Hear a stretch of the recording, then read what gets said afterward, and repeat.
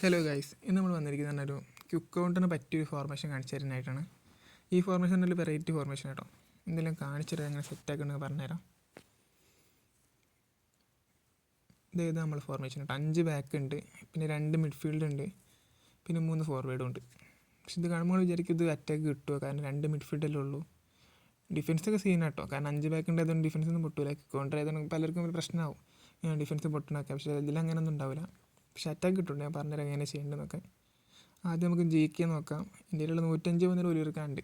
ആള് defensive goal കീപ്പറാണ്. ഇടയ്ക്ക് ചില കൺസിസ്റ്റൻ്റ് പ്രശ്നമൊക്കെ ഉണ്ട്, ഗോളെ കൺസിഡർ ചെയ്യാറുണ്ട്. പക്ഷേ ഞാൻ 105 ഉണ്ടായതുകൊണ്ട് ഇറക്കുകയാണ്. എപ്പിക്ക് വെറുതെ കിട്ടിയല്ലേ, അപ്പോൾ എങ്ങനെ ഇറക്കണതാണ്. പക്ഷെ എല്ലാവരും അറ്റാക്ക് ഗോൾ കീപ്പർ കേട്ടോ. അറ്റാക്ക് ഗോൾ കീപ്പർ ആകുമ്പോൾ ഈ ത്രൂ ബോളൊക്കെ വന്നു കഴിഞ്ഞാൽ പിന്നെ കയറി വന്ന് പിടിച്ചോളൂ ഈ ന്യൂ ഇയർക്ക് ആകുമ്പോൾ. പക്ഷേ ഇവരാകുമ്പോൾ അങ്ങനെ ഡിഫൻസീവ് ഗോൾ കീപ്പർ ആകുമ്പോൾ അവിടെ തന്നെ നിൽക്കും, ഒരു പ്രശ്നമാണ്. ഇനി CB നമ്മൾ സാലിബാനായി ഇടുന്നു കേട്ടോ. സാലിബാൻ നല്ല സ്പീഡാണ്. അത് സ്പീഡുള്ള ഡിഫൻസ് ഇട്ടാണ് ഏറ്റവും ബെറ്റർ. പിന്നെ അടുത്ത ഇടുന്ന സ്പാച്ചുവിനാണ് PSG-ൻ്റെ. ആളിപ്പോൾ നല്ല കളിയാണ്, അതുകൊണ്ട് പാച്ചുവിനെ ഇറക്കണം. അടുത്ത ഞാൻ ഇടുന്നത് ഡിസ്ട്രോയർ ആട്ടോ. ഡിസ്ട്രോയറുള്ള കൂലിബാലി ഒരു രക്ഷയില്ലാത്ത കളിയാണ്. ബീസ്റ്റാണ് ആൾ നല്ല സ്റ്റാറ്റ്സ് കൊടുത്തിട്ടുണ്ട്. നല്ല അഗ്രഷനും ഹെഡിങ്ങും ഫിസിക്കൽ കൊണ്ട് എല്ലാം ബെസ്റ്റാണ്. ഇനി നമ്മൾ ശ്രദ്ധിക്കേണ്ട കേട്ടോ, കാരണം ഇവിടെയാണ് നമ്മൾ ഏറ്റവും ബെസ്റ്റ് പൊസിഷനായിട്ട് കാണുന്നത്. കാരണം LB-RB അവിടെ ഞാൻ പറയുന്ന പ്ലെയിൻ സ്റ്റൈലിൽ ഇടണം കേട്ടോ. അവിടെ ഫുൾ ബാക്ക് ഫിനിഷർ ആ പ്ലെയിൻ സ്റ്റൈലിൽ ഇടാൻ നോക്കുക. ഗ്രിമാൾഡൊക്കെ അതിന് ബെസ്റ്റ് ഓപ്ഷൻ കേട്ടോ. ഗ്രിമാൾഡൊക്കെ എല്ലാം നല്ല സ്റ്റാറ്റ്സ് ഉണ്ട്.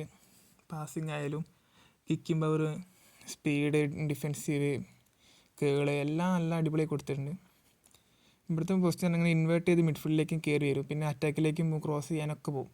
അതുകൊണ്ട് ഒരു ഓൾറൗണ്ടർ പ്ലേയേഴ്സാണ് ഇവർ. അതുകൊണ്ട് ഇവരത്തിന് ഇറക്കാൻ പറയുന്നത്. ഇനി RB നോക്കുകയാണ് നമ്മൾ ജാവ ക്യാൻസൽ ഇടുന്നു കേട്ടോ. ക്യാൻസൽ എല്ലാ കാർഡ് അടിപൊളിയാണ്. ബയൻ്റെ ആയാലും സിറ്റീൻ്റെ ആയാലും ബാഴ്സേൻ്റെ ഒക്കെ നല്ല കാർഡ് തന്നെയാണ്. ഇന്ത്യയിലെ ബാഴ്സയാണ്. ഇവരും ഇങ്ങനെ മിഡ്ഫീൽഡിലേക്ക് കയറി വന്നുകൊണ്ട് നല്ല പാസ് തരുന്ന പ്ലേയേഴ്സാണ്. പിന്നെ DMF നോക്കുകയാണെങ്കിൽ നമ്മൾ ആങ്കർമാനെ ഇടുന്നു കേട്ടോ. ആങ്കർമാനായിട്ടുള്ള റൈറ്റ് കാർഡിനെ ഇടുന്നത്.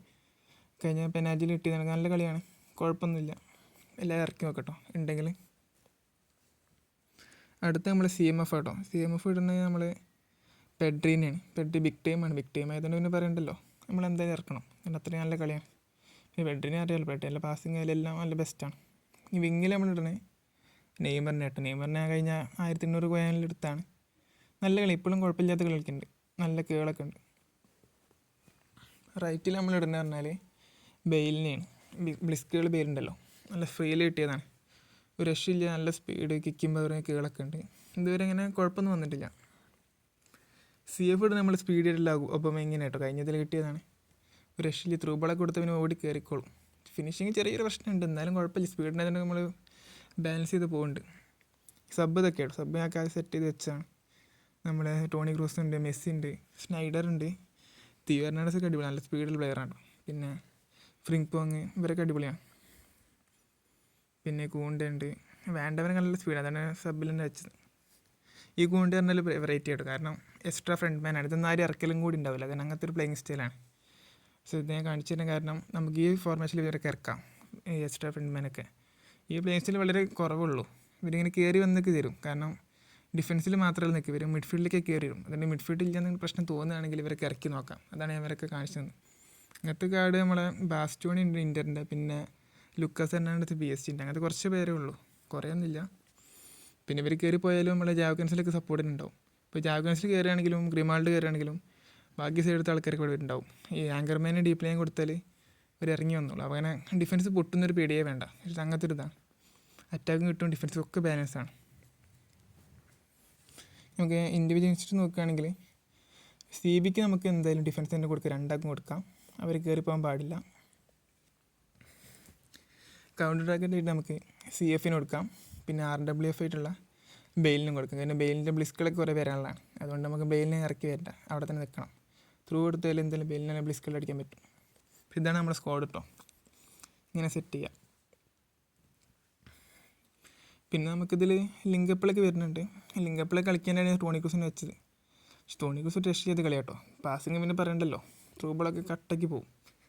നമുക്ക് ലിങ്കപ്പിൾ നെയ്മറിനും ടോണി ക്രൂസിനും സെറ്റാക്കി കൊടുക്കാം. അപ്പോൾ നല്ല അടിപൊളി പാസിങ്ങൊക്കെ നെയ്മറിന് പോയിക്കോളും. ടോണി ക്രൂസിൻ്റെ ഫിനിഷിംഗ് ആയാലും നല്ല സൂപ്പർ ഫിനിഷിംഗ് കേട്ടോ. കേളൊക്കെ അടിച്ച് കറക്റ്റ് പോസ്റ്റിക്കാണ്. ഈ പ്ലെയറിൻ്റെ ഒക്കെ കാർഡ് നിങ്ങളടുത്ത് ഉണ്ടെങ്കിൽ എന്തെങ്കിലും ഇറക്കി വെക്കാം കേട്ടോ. ആരും ഇറക്കലൊക്കെ കാണാറില്ല, പക്ഷെ ഞാൻ എന്തായാലും ഇറക്കലുണ്ട്. ബെസ്റ്റ് പ്ലെയറാണ്. ഇങ്ങനെ സെറ്റ് ചെയ്ത് കൊടുക്കാം. പക്ഷേ ഞാൻ പെഡിന് തന്നെ ഇറക്കണം, കാരണം ബിഗ് ടൈം ആയതുകൊണ്ട് എപ്പോഴും കൺസിസ്റ്റൻ്റ് ഉണ്ടാവും. പക്ഷേ ഇങ്ങനെ സെറ്റ് ചെയ്ത് കൊടുക്കട്ടെ. എല്ലാവരും സബ്സ്ക്രൈബ് ചെയ്യുക, ലൈക്ക് ചെയ്യട്ടോ, കമൻറ്റിൽ അറിയിക്കുക എന്തെങ്കിലും ഉണ്ടെങ്കിലൊക്കെ.